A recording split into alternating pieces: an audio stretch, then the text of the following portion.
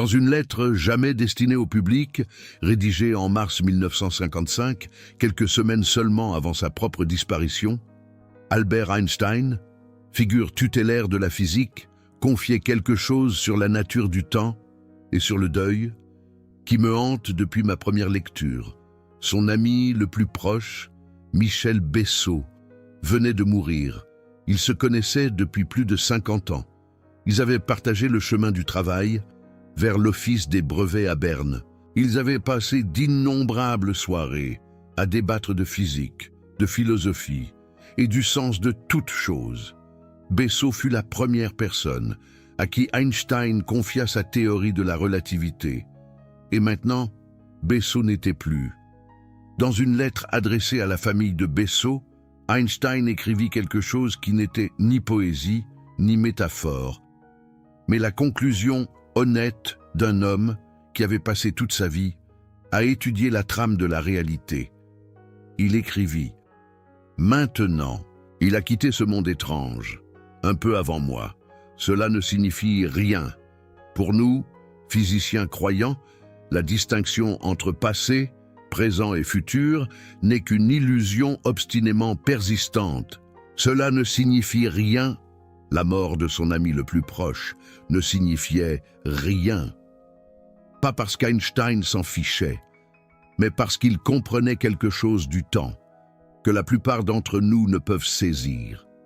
Quelque chose qui se connecte directement à une expérience que presque chaque être humain a vécue, mais dont presque personne ne parle.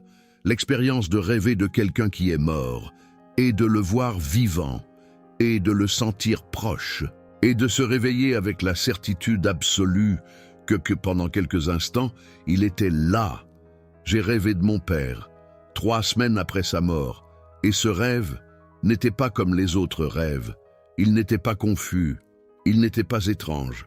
Il n'avait pas cette logique brisée que les rêves ont habituellement. Il était clair, il était calme, c'était lui, assis dans le fauteuil où il s'asseyait toujours, avec la même chemise qu'il portait le dimanche. Et il m'a regardé et a dit une seule phrase. Il a dit « Tout va bien ». Et je me suis réveillé. Et pendant quelques secondes, avant que la réalité ne revienne, j'ai senti qu'il était là, dans la pièce, avec moi, pas comme un souvenir, mais comme une présence. Et puis la présence s'est dissipée, et je suis resté allongé dans l'obscurité, à pleurer, non de tristesse, mais de nostalgie, parce que, pendant un instant, je l'avais retrouvé. Et puis, il était reparti. Si vous avez fait un rêve comme celui-ci, j'ai besoin que vous sachiez que vous n'êtes pas seul. Et j'ai besoin que vous sachiez que ce que vous avez vécu pourrait être beaucoup plus significatif que ce que quiconque vous a jamais dit. En 2014, des chercheurs d'un centre de soins palliatifs à New York ont mené l'une des plus grandes études jamais réalisées sur ce qu'on appelle les rêves et visions de fin de vie. Ils ont interviewé 66 patients qui étaient dans les phases finales de leur vie. Et ils ont découvert quelque chose de remarquable. Près de 90% des patients en fin de vie ont rapporté des rêves et des visions vivides, impliquant des êtres chers décédés. Pas des hallucinations confuses, pas des images aléatoires, des personnes spécifiques, des personnes qu'ils avaient aimées et perdues, apparaissant en bonne santé, apparaissant jeunes, apparaissant apaisés. Et les patients décrivaient ces expériences, non pas comme des rêves au sens ordinaire, mais comme des visites, de vraies visites, de personnes qui n'étaient plus en vie. Mais ce n'est pas seulement quelque chose qui arrive aux mourants, cela arrive aux vivants, cela arrive à ceux d'entre nous qui sont laissés derrière. Et les parallèles entre ce que les patients mourants voient et ce dont les personnes en deuil rêvent sont tellement frappants que certains chercheurs ont commencé à se demander si ces deux expériences ne pourraient pas être des fenêtres sur le même phénomène. Un phénomène que la science commence seulement maintenant à prendre au sérieux. Pendant des décennies, la science conventionnelle a écarté ces expériences. Les rêves de deuil ont été considérés comme le résultat du cerveau traitant la perte. Les visions au seuil de la mort ont été attribuées aux médicaments ou au manque d'oxygène. Et les rêves de visite ont été traités comme une forme de déni, un refus d'accepter que la personne est vraiment partie. Mais, au cours des 10 dernières années, quelque chose a changé. Des chercheurs de grandes universités ont commencé à étudier ces expériences avec la même rigueur qu'ils appliqueraient à tout autre phénomène neurologique. Et ce qu'ils trouvent ne correspond pas aux anciennes explications. Une étude à grande échelle a révélé qu'environ 75% des personnes qui ont perdu un conjoint ou un partenaire rapportent avoir rêvé du défunt. Dans les 2 premières années, après la perte, 58% de tous les adultes ont rêvé d'un ami ou d'un parent décédé à un moment donné de leur vie. Et voici le détail qui m'a arrêté lorsqu'on les a interrogés sur le sens de ces rêves. 71% des personnes ont décrit les rêves comme une véritable connexion avec la personne qu'ils avaient perdue, pas un souvenir, pas une rediffusion, une connexion. Et 67% ont dit que les rêves étaient la preuve qu'une forme d'existence continue après la mort. 67%, que plus de 2 personnes sur 3 qui rêvent d'un être cher décédé se réveillent en croyant que le rêve était réel, que la personne était vraiment là, que quelque chose s'était passé pendant ces heures de sommeil qui ne peut être expliqué par la seule mémoire. Quand j'ai lu cette statistique, j'ai ressenti un soulagement auquel je ne m'attendais pas, parce que pendant des années, j'ai cru que c'était seulement moi. J'ai cru que rêver de mon père, de cette façon, était une invention de mon esprit, que je m'accrochais à quelque chose qui n'existait pas, que c'était de la faiblesse, ou du déni, ou de la folie. Mais ce n'était pas seulement moi, c'était 2 sur 3, c'était des millions de personnes, se réveillant au milieu de la nuit avec la même sensation, la sensation que pendant un instant, la personne qu'elles aimaient était de retour. Et je me suis demandé, si tant de personnes ressentent cela, seraient-elles toutes dans l'erreur? Ou y a-t-il quelque chose qui se passe dans ces rêves que la science ne sait pas encore expliquer? Et c'est là que la science devient extraordinaire, parce que les chercheurs ont commencé à examiner ce qui se passe réellement à l'intérieur du cerveau, pendant ces rêves de deuil, et ce qu'ils ont trouvé remet en question tout ce que nous pensions savoir sur ce que sont les rêves. Pendant le sommeil, votre cerveau passe par plusieurs étapes. L'étape la plus profonde et la plus importante pour rêver est appelée sommeil paradoxal ou REM, Rapid Eye Movement. Pendant le sommeil paradoxal, votre cerveau fait quelque chose de remarquable. Le cortex préfrontal, la partie de votre cerveau responsable de la logique, de la pensée critique et du sens de ce qui est réel et de ce qui ne l'est pas, se met au silence. Il s'éteint, essentiellement. En même temps, l'amygdale, le centre émotionnel du cerveau, devient intensément active, plus active que pendant de nombreuses expériences éveillées. Et l'hippocampe, la région responsable de la mémoire, commence à s'activer selon des schémas que les neuroscientifiques décrivent comme une rediffusion de la mémoire. Le cerveau rediffuse littéralement des expériences stockées, mais sans le filtre de la logique, sans le garde, qui vous dit que ce n'est qu'un souvenir, sans le mur, entre maintenant et alors. Et voici ce qui rend les rêves de deuil différents des rêves ordinaires. Dans les rêves ordinaires, le contenu est souvent bizarre, fragmenté, illogique. Vous vous retrouvez dans des endroits qui n'existent pas. Les gens changent d'identité. En cours de phrase, les règles de la physique ne s'appliquent pas, mais les rêves de deuil, en particulier ceux que les chercheurs appellent rêves de visite, sont différents. Ils sont clairs, ils sont vivaces, ils sont cohérents. La personne décédée apparaît telle qu'elle était de son vivant, souvent plus jeune et en meilleure santé qu'au moment de son décès. Elle communique, parfois avec des mots, parfois sans. Et le rêveur se réveille non pas confus, mais certain que quelque chose de réel s'est produit. Des chercheurs du Dream Studies Lab ont identifié plusieurs caractéristiques distinctives des rêves de visite, qui les séparent des rêves de deuil ordinaires. La personne décédée apparaît vivante et en pleine forme. Il y a souvent un contact physique, un toucher, une étreinte. Le ton émotionnel est paisible et non angoissant, et le rêveur rapporte une sensation de présence authentique de la personne. Pas une représentation, pas un symbole, une présence. Arrêtons-nous un instant, parce que si vous avez déjà fait un rêve pareil, vous savez exactement de quoi je parle. Vous connaissez la différence entre rêver de quelqu'un et sentir que quelqu'un est venu jusqu'à vous, et peut-être que vous n'en avez jamais parlé à personne, parce que comment expliquer cela?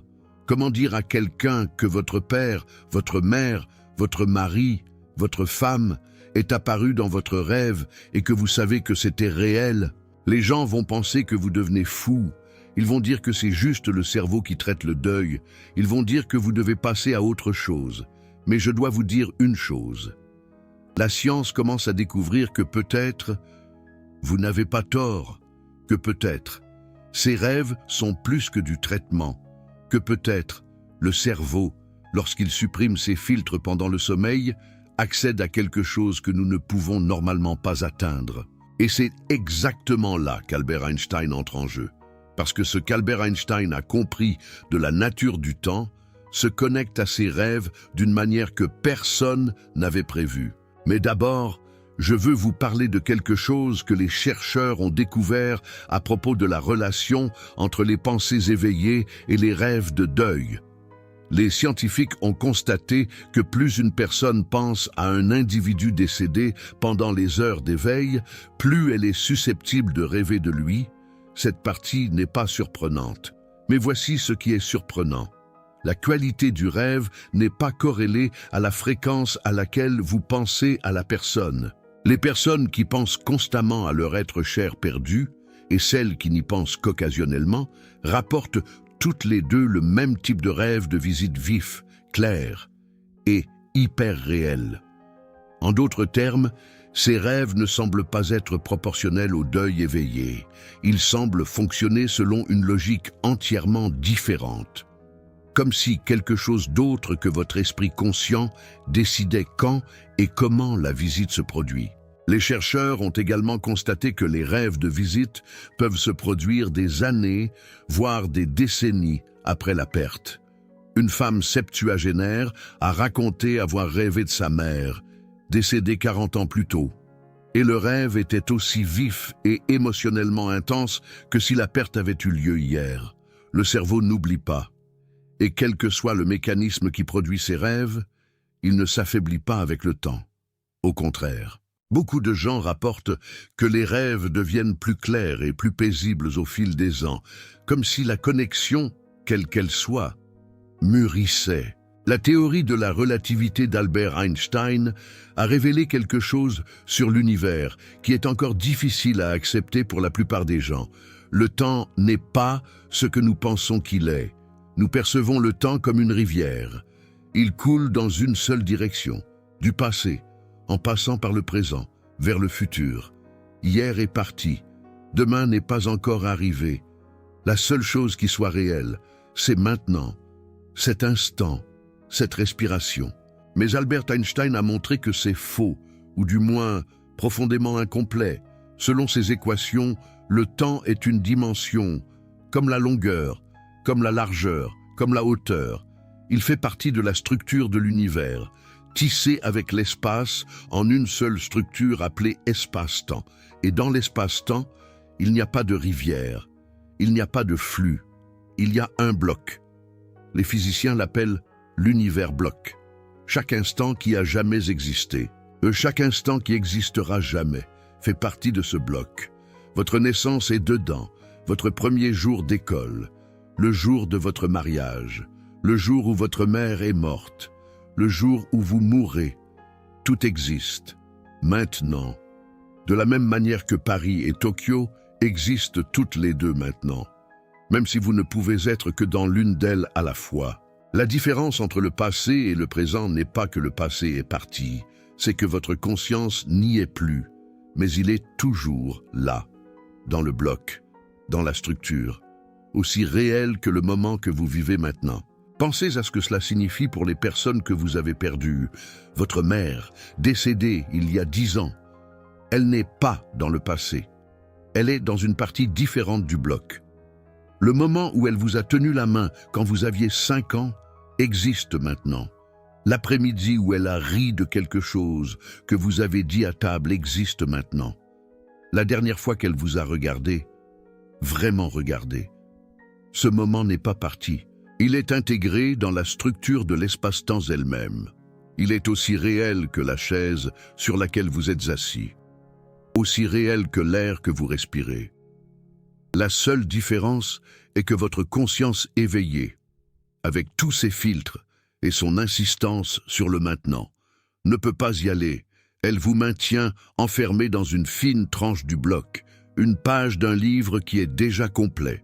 Mais que se passe-t-il si le sommeil change cela? Et si le sommeil, en particulier le type de rêve profond qui produit des expériences de visite, relâche l'emprise que la conscience éveillée a sur le moment présent? Quand j'ai lu ça pour la première fois, je n'y ai pas cru.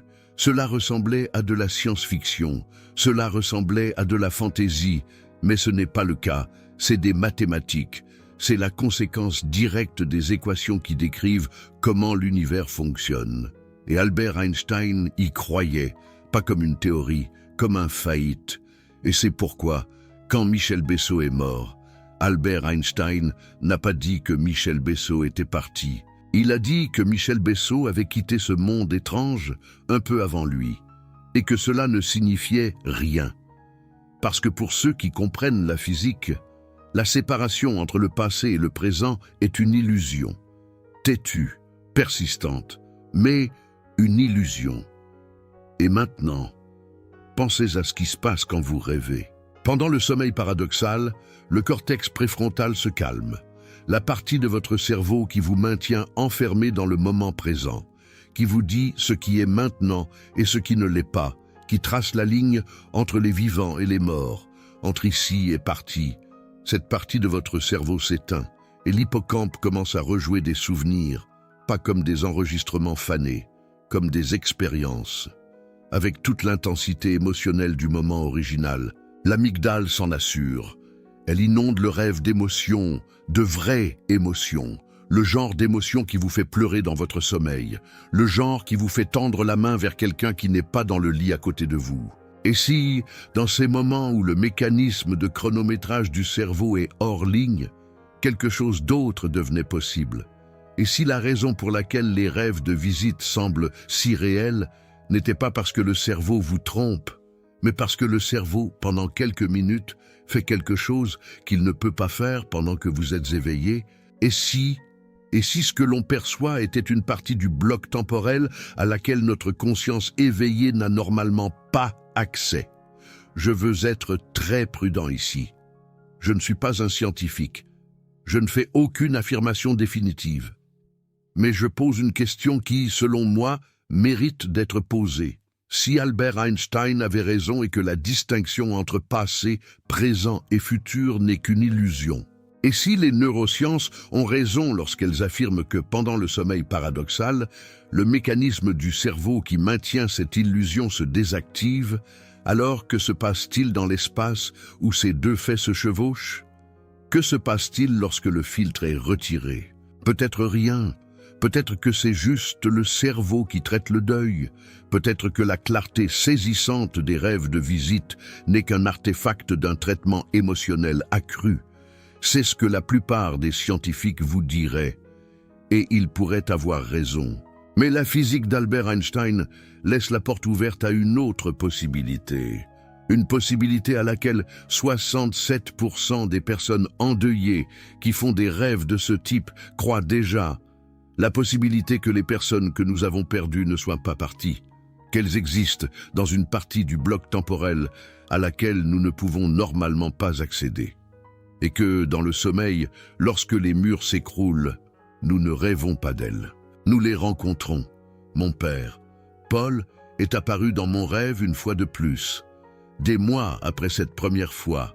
Et cette fois, c'était différent.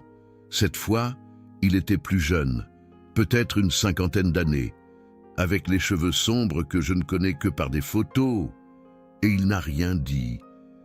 Il m'a juste regardé et a souri. Et dans ce sourire, il y avait tout. Il y avait la fierté qu'il n'a jamais réussi à exprimer en mots. Il y avait le pardon pour les choses qui n'ont pas été dites. Il y avait une paix que je n'ai jamais vue sur son visage de son vivant. Et quand je me suis réveillé, je n'ai pas ressenti de tristesse. J'ai ressenti quelque chose que je ne sais pas nommer. Quelque chose entre la gratitude et le vertige. Comme si, pendant un instant, j'avais été autorisé à visiter une partie du temps où il existe encore. Et la seule chose qui a changé entre les deux rêves, c'est que j'avais lu Albert Einstein. Et maintenant, au lieu de sentir que mon cerveau me trompait, je me demandais si mon cerveau, pour la première fois, me disait la vérité. Il y a un détail de la recherche en neurosciences qui, selon moi, est important. Lorsque les chercheurs ont étudié l'activité cérébrale des personnes qui avaient des rêves de visite par rapport aux personnes qui avaient des rêves ordinaires, ils ont constaté une différence significative. Les rêves de visite ont montré des niveaux plus élevés d'activité des ondes gamma. Les ondes gamma sont les oscillations cérébrales de plus haute fréquence. Elles sont associées à une conscience accrue, à la perspicacité et à l'intégration d'informations provenant de plusieurs régions du cerveau. Ce sont les mêmes types d'ondes cérébrales qui ont été trouvées en forte augmentation chez les patients en fin de vie, au moment de l'arrêt cardiaque dans l'étude de l'Université du Michigan. Les mêmes ondes que certains neuroscientifiques croient être la signature d'une conscience élevée. Dans les rêves ordinaires, l'activité gamma est relativement faible. Le cerveau traite l'information, mais il n'est pas particulièrement alerte. Dans les rêves de visite, le cerveau semble faire quelque chose de différent. Quelque chose qui ressemble, sur un moniteur d'ondes cérébrales, moins à un état de sommeil qu'à un état de perception accrue. Comme si le cerveau ne générait pas un fantasme, mais percevait quelque chose. Pensez à ce que cela signifie. Lorsque vous rêvez de votre mère décédée et qu'elle apparaît plus jeune, plus en bonne santé et paisible, lorsque vous sentez sa main sur la vôtre et que cela semble plus réel qu'un souvenir, lorsque vous vous réveillez avec la conviction inébranlable qu'elle était là, votre cerveau, à ce moment-là, n'était pas dans son état de sommeil normal. Il était dans un état de conscience élevé, un état que les neurosciences ne comprennent pas encore pleinement. Un état que la physique d'Einstein, avec son insistance sur le fait que le passé n'est pas révolu, suggère pourrait être exactement ce que l'on ressent lorsque l'on perçoit quelque chose de réel. Il y a autre chose que je veux que vous sachiez. Les infirmières et les travailleurs des centres de soins palliatifs qui passent leur vie auprès des mourants ont un nom pour ce qui se passe dans les dernières heures. Ils appellent cela des visions au seuil de la mort. Les patients mourants, souvent pleinement lucides, rapportent voir des parents décédés dans la pièce avec eux. Ils voient leur mère, leur père, leurs conjoints, leurs enfants décédés avant eux. Et la cohérence de ces témoignages, à travers les cultures, à travers les religions, à travers les siècles, est frappante. Les mourants ne voient pas d'étrangers. Ils voient les gens qu'ils aimaient, et ils les voient en bonne santé. Ils les voient jeunes. Ils les voient attendre. Une infirmière d'un centre de soins palliatifs à qui j'ai parlé m'a dit un jour qu'en 20 ans de travail, elle n'avait jamais vu un patient mourant qui avait ces visions avoir peur. Pas un seul. Quoi qu'il voie, cela enlevait complètement la peur. Et beaucoup d'entre eux ont dit, dans leurs dernières heures, que les personnes qu'ils voyaient étaient plus réelles que les personnes debout à leur chevet. Plus réel que la réalité. Je veux que vous réfléchissiez à cela un instant. Les personnes qui sont en train de mourir, qui sont encore lucides, qui savent exactement où elles sont et ce qui leur arrive, rapportent que les personnes qu'elles voient dans leur vision sont plus réelles que les personnes vivantes debout à leur chevet. Ce n'est pas du délire, ce n'est pas de la confusion. Ce sont des patients lucides et conscients qui font une comparaison claire. Et ils disent, de manière cohérente, dans chaque étude qui a été menée, que ce qu'ils perçoivent dans ces dernières heures a une qualité de réalité qui dépasse l'expérience ordinaire de l'état de veille. Et cela correspond exactement à ce que les gens rapportent à propos des rêves de visite. La clarté, la vivacité, le sentiment qu'il ne s'agit pas du tout d'un rêve, mais de quelque chose d'entièrement différent. Quelque chose que le mot « rêve » ne peut pas contenir. Cette expression est restée avec moi. Parce que la même expression apparaît dans la littérature neuroscientifique sur les expériences de mort imminente et les rêves de visite. Les gens décrivent ces expériences comme plus réelles que la vie éveillée. Pas moins, plus. Comme si la conscience ordinaire était la version la plus faible. Et ces moments, ces rêves, ces visions, sont la pleine luminosité. Comme si nous passions notre vie à regarder le monde, à travers un filtre. Et dans le sommeil, ou à l'approche de la mort, le filtre se lève. Et ce que nous voyons n'est pas moins, c'est tout. Si vous écoutez cela et que vous ressentez un serrement dans votre poitrine, je comprends. Parce que je le ressens aussi.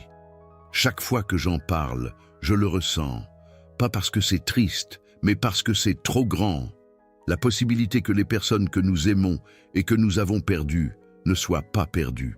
Qu'elles existent quelque part où nous ne pouvons normalement pas accéder. Que dans les rêves, lorsque le cerveau cesse de nous protéger de l'immensité du temps, nous les rencontrons vraiment.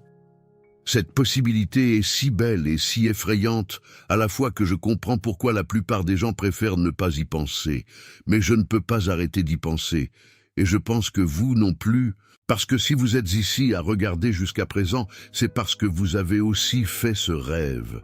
Vous vous êtes aussi réveillé dans le noir en sentant que quelqu'un était là, et vous voulez aussi savoir ce que cela signifie. Si vous êtes arrivé jusqu'ici avec moi, merci.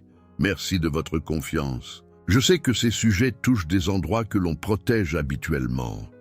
Cette chaîne existe parce que j'ai eu besoin de parler de ces choses avec quelqu'un. Et si vous aussi, vous en avez eu besoin, alors tout cela vaut la peine. Si vous voulez m'aider à continuer à aborder ces thèmes, le Super Thanks est une façon de le faire. Mais ce qui compte le plus, c'est que vous soyez ici et que pendant quelques minutes, on ait été ensemble dans cette interrogation. Albert Einstein n'a jamais prétendu savoir ce qui se passe après la mort. Il n'a jamais prétendu comprendre pleinement la nature de la conscience. Il était, avant toute chose, honnête quant aux limites de sa propre compréhension. Mais il a compris quelque chose sur le temps que la plupart des gens ne saisissent toujours pas.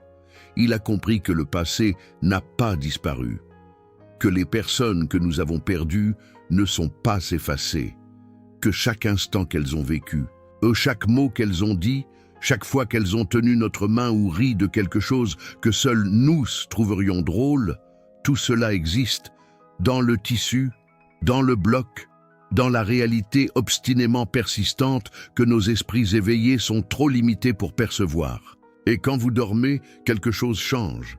Les murs s'amincissent, le filtre se lève, et parfois, pas toutes les nuits, pas sur commande, mais parfois, vous les voyez. Et ils vous voient. Et pendant quelques minutes, l'illusion de séparation se dissout. Albert Einstein a passé le dernier mois de sa vie en sachant que sa propre mort approchait. L'anévrisme dans son abdomen était là depuis des années. Il avait refusé la chirurgie. Il avait dit qu'il voulait partir quand il serait temps de partir. Et durant ce dernier mois, il a écrit la lettre à propos de Michel Bessot, la lettre à propos de l'illusion obstinément persistante. Et je me suis souvent demandé si Einstein, dans ces dernières semaines, pensait à ce que ce serait d'être de l'autre côté de cette illusion, d'être celui qui avait quitté ce monde étrange, et si les personnes qu'il avait aimées, sa mère, Pauline, décédée en 1920, son ami Marcel Grossman, son ami Michel Bessot, s'il serait là, non pas à attendre dans un sens céleste, mais simplement là, dans le bloc, dans le tissu, Dans la partie de l'espace-temps que ces équations disaient être tout aussi réelles que la partie qu'il était sur le point de quitter. Nous ne saurons jamais ce qu'Albert Einstein pensait dans ces derniers instants. Ces derniers mots étaient en allemand, adressés à une infirmière qui ne comprenait pas la langue. Mais j'aime à penser que dans ces dernières secondes, le filtre s'est levé pour lui aussi, et que quoi qu'il ait vu, ce n'était pas moins que ce que ces équations avaient promis, mais plus. Je ne sais pas si c'est vrai, personne ne le sait, ni les neuroscientifiques, ni les physiciens. Pas même Einstein ne le savait avec certitude, mais je sais ceci. Chaque fois que je rêve de mon père, je me réveille différent, pas plus triste, pas plus perdu, différent d'une manière qui ressemble à une guérison, comme si le rêve n'était pas une blessure qui se rouvre, mais un pont qui se construit.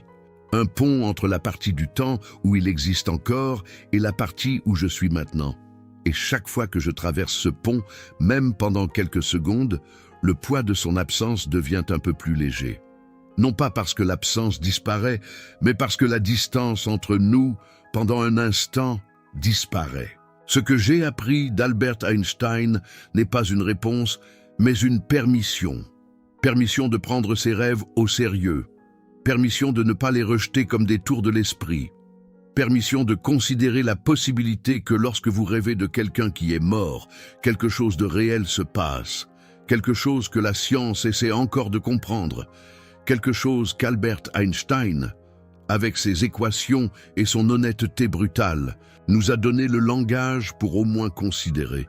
Si vous avez déjà rêvé de quelqu'un qui n'est plus là, et si vous vous êtes réveillé en sentant que ce rêve était différent de tous les autres, vous n'êtes pas fou, vous n'inventez pas.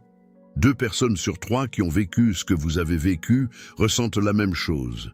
Et le plus grand physicien qui ait jamais vécu a écrit, quelques semaines avant de mourir, que la séparation entre ceux qui sont ici et ceux qui sont partis n'est qu'une illusion. Peut-être que les rêves sont le seul endroit où cette illusion se dissout. Et peut-être que cela suffit, non pas comme preuve, non pas comme certitude, mais comme confort. Le confort de savoir que les personnes que nous aimons n'ont pas disparu dans le néant, qu'elles existent, quelque part dans le tissu du temps, et que de temps en temps, quand nous dormons, l'univers nous laisse leur rendre visite. Dites-moi dans les commentaires, avez-vous déjà eu ce genre de rêve, celui qui est différent de tous les autres, celui où la personne apparaît plus jeune, plus saine, plus en paix? Je veux entendre votre histoire, parce que chaque fois que quelqu'un partage une expérience de ce genre, je comprends un peu plus ce qu'Albert Einstein voulait dire. Et je me sens un peu moins seul dans cette question que l'on porte en silence.